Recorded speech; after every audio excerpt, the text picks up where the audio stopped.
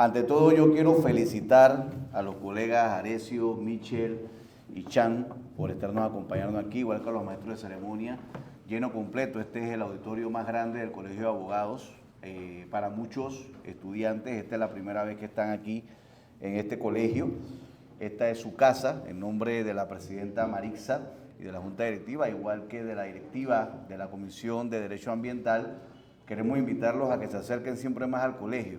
Este es el gremio y la verdad es que es un edificio además muy bonito e histórico que va a ser, yo estoy seguro, la casa de muchos de ustedes en cualquiera de las ramas del derecho que ustedes decidan obviamente seguir. El tema del derecho ambiental es definitivamente un derecho nuevo y es por eso que la Comisión de Derecho Ambiental tendrá una serie de jornadas, esta que se está dando en conmemoración del Día de la Madre Tierra, Arecio, Pachamama, ¿no?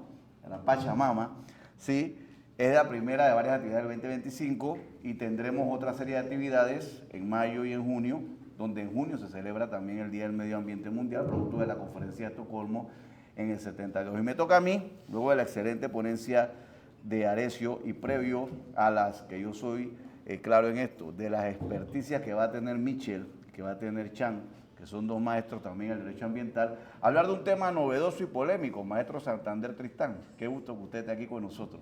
La verdad es que siempre lo hemos admirado mucho y ya me dedicó uno de sus libros, así que les digo que lo vayan a buscar porque no lo he leído, pero se llama El Derecho Internacional de los Derechos Humanos.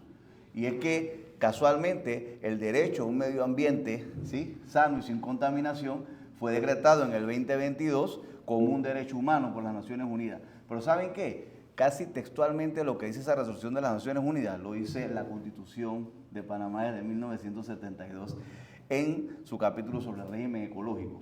Simplemente para analizar por qué Panamá desde el 72 dice esto y las Naciones Unidas, Arecio, lo reconoce hasta ahora. Es interesante, ¿no? Entonces, ¿qué pasa? Que se aprueba en Panamá en el 2022, ese mismo año, de la resolución de las Naciones Unidas, una ley, la ley 287, una ley desconocida, yo se la estoy introduciendo también a mis estudiantes de Derecho, que crea los derechos de la naturaleza, pero no se queden con el título, sino que a lo interno de esa ley se plantean una serie de aspectos muy novedosos y se rompen una serie de paradigmas.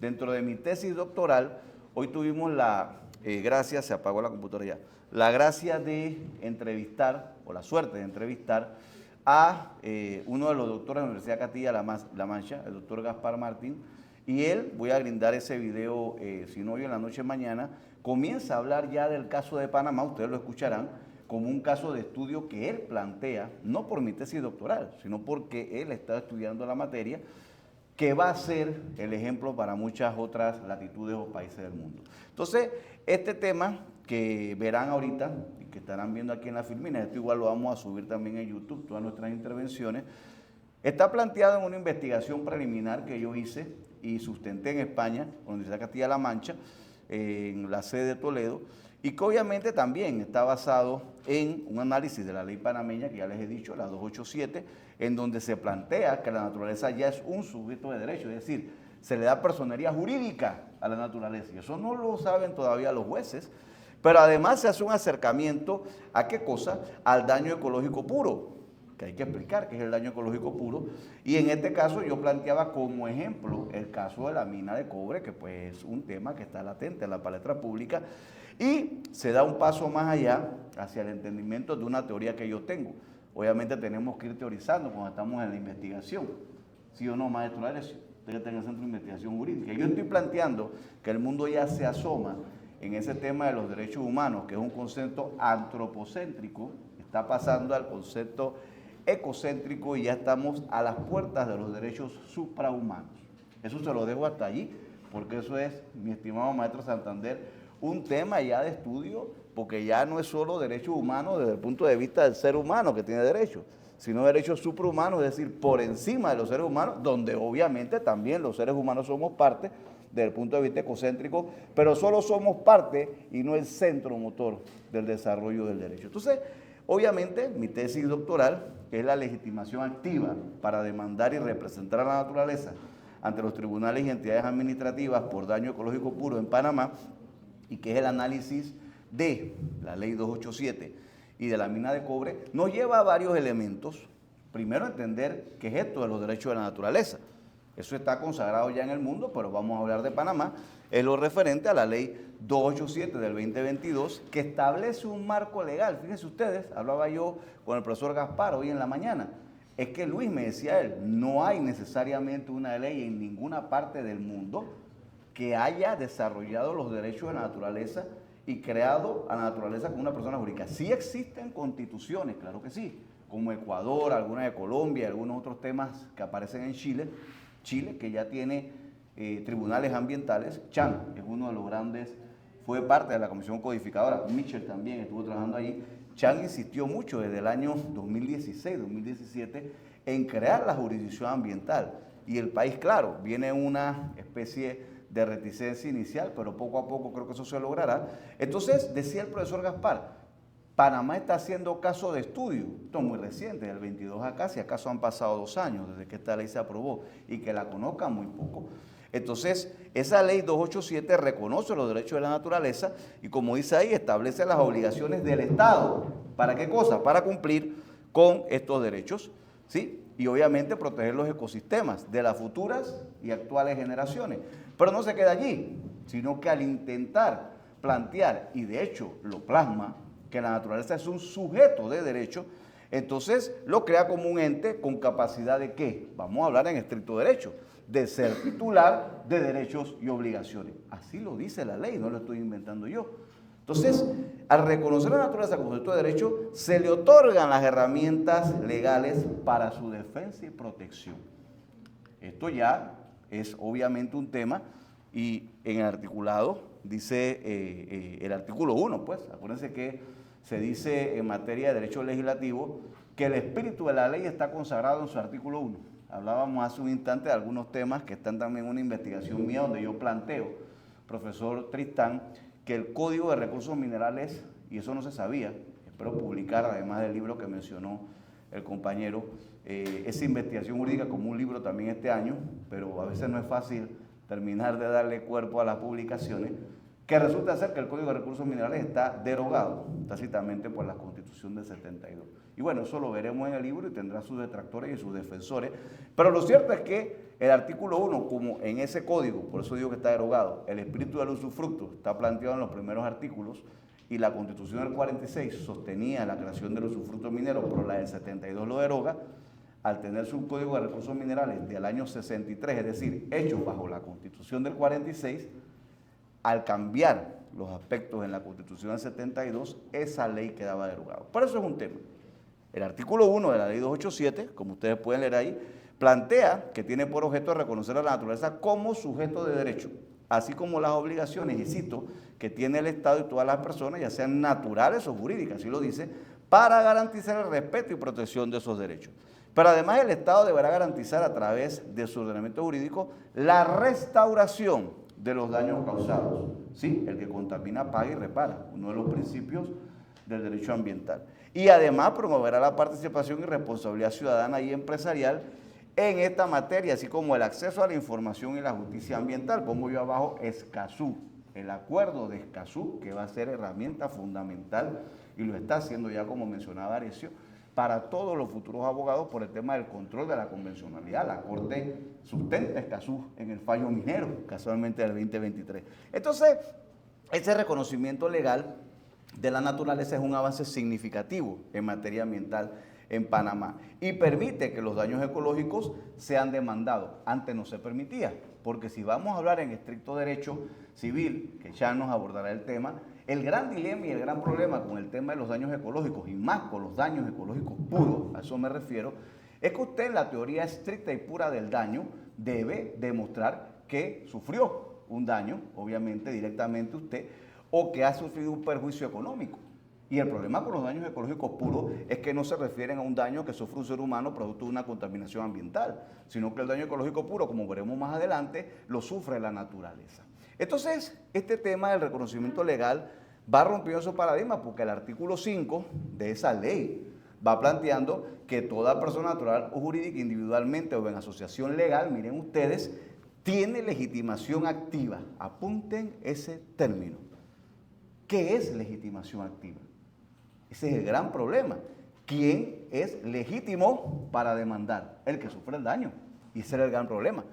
Por eso se planteaban que aunque fuera el famoso conflicto entre el hard law y el soft law, es decir, que el derecho ambiental y los convenios siempre eran ley suave, decían en la traducción, es porque eran muy románticos, pero tú no podías aterrizarlo. Con esto ya se va cambiando el tema, porque sigue diciendo, en virtud, decía Arecio, del interés difuso, miren ustedes, que representa la naturaleza para exigir el respeto y cumplimiento de los derechos y obligaciones establecidos en esta ley ante instancias administrativas y judiciales a nivel nacional. El 3, artículo 3, te plantea entonces que para los efectos de esta ley, la naturaleza, y lo define, es un ente colectivo, indivisible y autorregulado y conformado por sus elementos, biodiversidad y ecosistemas interrelacionados entre sí. Y además, el tema del artículo 6, ahí repite el 5, el artículo 6 dice que la naturaleza gozará de la protección y respeto por parte del Estado y los habitantes, no los nacionales solamente, deben asistir a las autoridades competentes cuando tengan conocimiento de posibles acciones u hechos que puedan, sí, poner en riesgo o en daño ambiental a fin de asegurar su permanencia, restauración, mantenimiento y regeneración de los ciclos vitales de este tema, así como la conservación de sus estructuras y funciones ecológicas. Todo esto citado de la ley. Entonces, ¿qué es el daño ecológico puro? Obviamente, el daño ecológico puro se refiere a los daños que recibe ese hoy reconocido sujeto de derecho o persona jurídica llamado naturaleza.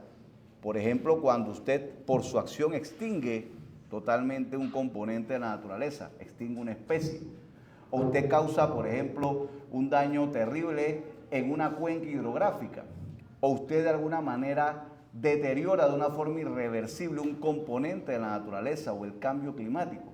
Todo eso son daños ecológicos puros.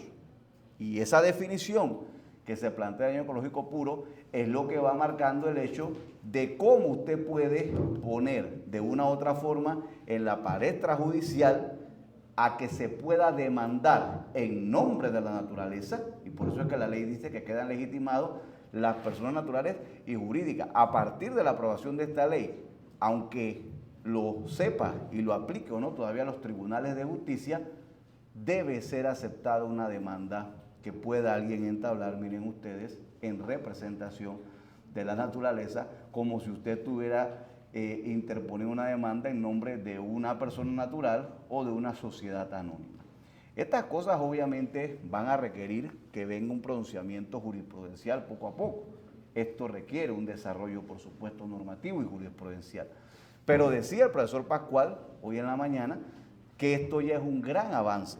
Entonces, cuando nosotros nos vamos a lo que plantea el artículo 3, obviamente, a reconocer la naturaleza como un ente colectivo e indivisible, entonces eso es lo que nos va dando todas las bases para llegar a ¿qué? A este nuevo enfoque. Y ese nuevo enfoque debe entenderse desde la óptica de ¿qué? De los derechos sociales. Viene otro aspecto que es importante para nosotros señalar aquí en este colegio de abogados. Uno de los grandes problemas que tenemos en la educación panameña del derecho es que de las tres grandes áreas, los derechos privados, los derechos públicos y los derechos sociales, en los pensum académicos de todas las facultades, incluyendo la nuestra, el 60% de lo que a ustedes les enseñan es derecho privado. El 30% de derecho público, pero ese 30% casi todo es penal, ojo con esto. Y el 10% que queda, ¿sí?, son derechos sociales. Pero de ese 10%, el 90% se lo lleva a derecho del trabajo. Solo queda un 1% del total, 10% de derechos sociales, donde divides entre ambiental, agrario, seguridad social. Entonces no se está enseñando correctamente. El gran problema que tuvimos, y yo soy un gran crítico de eso, lo conversaba con tu padre, Harley, en estos días que estuvo con nosotros en el doctorado, es que cuando vino el problema de la mina, en el 2023, usted veía salir conspicuos abogados, que yo no digo que no lo sean, pero tengo que ser crítico en mi exposición, que te planteaban soluciones, pero su experticia era desde la óptica del derecho privado en su mayoría. Ese es el equivalente al médico, por ejemplo, ortopeda, que quiera hablar sobre una operación de corazón abierto. No discutimos que no sea un buen médico, pero si su especialidad es en ortopedia, no puede opinar ni operar corazón abierto, debe referir a un especialista. Por eso, y aquí están los especialistas. Y el problema de la minería debió abordarse primero desde la óptica de los derechos sociales y luego desde la especialidad de derecho ambiental y derecho de mina. Y no fue así. Y sigue no siendo así el gobierno de Arecio. ¿Sí? Que de una u otra manera sigue haciendo planteamientos de que ahora va a ser por decreto ejecutivo. Eso es por la falta de conocimiento de la materia. Entonces, desde la óptica del derecho social y no desde la óptica del derecho privado, debe abordarse el tema. Y la legitimación para demandar, obviamente, va a permitir a los individuos ir accionando, como dice Escazú, el tema de acceso a la justicia, poder ir poco a poco que se vaya sentando jurisprudencia en este aspecto. Obviamente, la definición de legitimación para demandar, para que quede, sí, es el derecho que tiene toda persona para iniciar un proceso judicial. A eso vamos. ¿En defensa de qué? En defensa de sus derechos o intereses. Si la naturaleza es una persona jurídica, obviamente no tiene pies ni manos, lo que está diciendo la ley es que cualquier ciudadano, en representación de esa naturaleza, puede entonces iniciar un proceso judicial. Esa es la legitimación activa.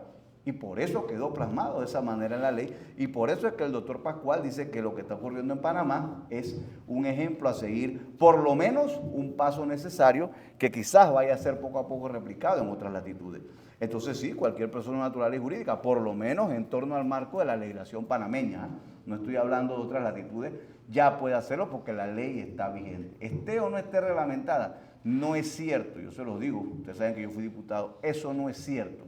Que una ley requiere ser reglamentada para entrar en vigor. Si la ley dice que está en vigor, está en vigor. Si la discusión es que requerimos temas procedimentales, bueno, entonces está bien, pues, pero no digamos que la ley no se puede aplicar porque falta ser reglamentada o desarrollada. Son dos aspectos distintos. Incluso jurisprudencialmente puede irse desarrollando algunos temas con el control casualmente de la convencionalidad. Entonces, avanzo en esto porque el tema de la responsabilidad por daño, para ir culminando, se divide en dos, en el daño objetivo o la responsabilidad objetiva y subjetiva.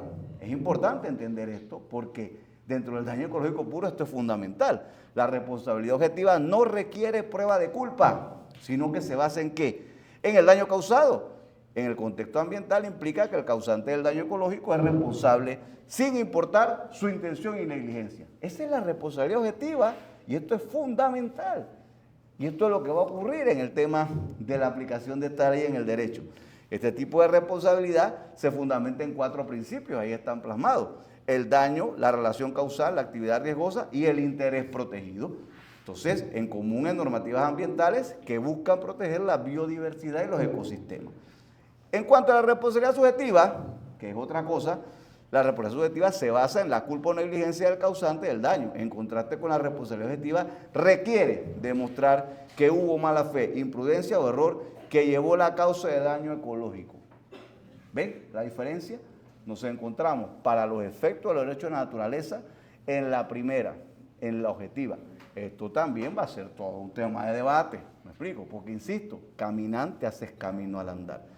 Y todas estas cosas novedosas, como lo es la inteligencia artificial, como lo son otros aspectos, pues requieren obviamente primero la internalización jurídica de los actores. Entonces, ejemplo de responsabilidad subjetiva, pues tiene que ver, por ejemplo, con casos donde la contaminación fue intencional o negligente y la responsabilidad subjetiva es clave para la sanción legal, ¿no? Además, recibe el ser humano o en su conjunto, un grupo de seres humanos, los derechos difusos, un daño por contaminación de agua y demás, etcétera.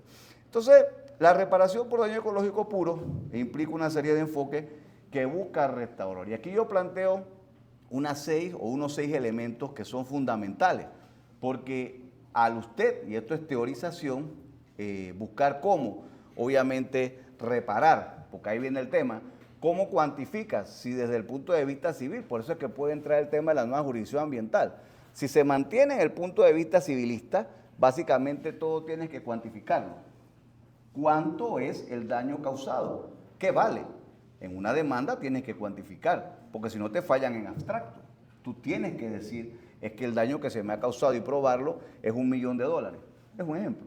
y viene toda una polémica. A lo mejor te reconocen que te han causado daño, pero ¿cómo lo valoras? Entonces, con el daño ecológico puro, eso va a ser un problema. Yo tengo varios planteamientos. Primero, no todo tiene que ser indemnización. Puede ser obviamente el reemplazo, y ahí voy definiendo lo que yo planteo como el reemplazo, y son solo teorías, que se refiere a la acción de sustituir los elementos dañados del ecosistema. ¿Me explico? Por otros, porque a veces es posible que el daño ecológico puro pueda darse. La reparación, que implica tomar medidas de mitigar los efectos del daño ecológico. Esto incluye actividades como la limpieza de la contaminación, rehabilitación de hábitats, etcétera. Los planteamientos de la restauración, que tiene que ver con devolver en un ecosistema dañado a su estado original. Obviamente, ante una sentencia que te condena, te toca a ti condenado a hacer esto. No importa lo que te cueste hacerlo, ¿sí?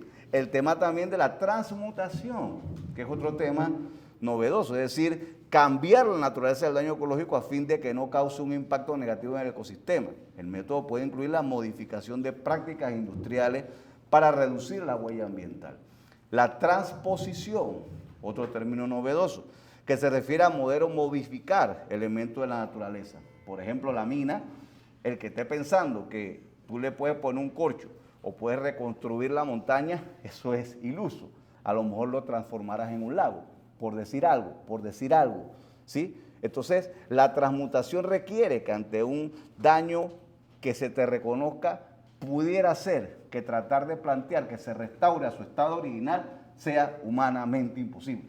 Entonces tienes que tomar dentro de la sentencia de la condena otros aspectos probables y por supuesto la indemnización que puede estar derramado. Lo que les quiero decir es que cuando todo esto se dé, no se puede resumir en estricto derecho ambiental solo a llevarlo todo a una cuantificación económica. Eso va a tener que estar acompañado de otro de los componentes y esto va a ser todo un debate. Dicho eso entonces, pues terminando con el caso de la mina, que será objeto de otro debate en otro foro de este colegio, pues definitivamente está siendo objeto el caso de la mina, porque acuérdense de lo siguiente, y eso no lo habían tomado en cuenta. ¿De qué año dije que es esta ley? ¿Del 20 qué? ¿Y cuándo fue el fallo de la Corte? Por lo tanto, cuando la mina hizo lo que hizo, ¿estaba vigente qué ley? Y eso no lo habían entendido. ¿Y qué hizo Arecio? La Corte en su fallo habló de qué ley? De los derechos de la naturaleza. Entonces lo que pasa es que como hay desconocimiento, porque solo el 1% de los abogados ha sido ilustrado en este tema de derecho ambiental, eso no lo sabe mucho, pero por supuesto que puede meterse una demanda contra la compañía aplicando lo que ya decía la ley de los derechos de la naturaleza y aquí todavía hay mucha tela que cortar. Entonces, pues, yo lo dejo hasta ahí y espero con esto haberlos ilustrado un poco porque todavía va a quedar bastante. Muchas gracias y buenas tardes.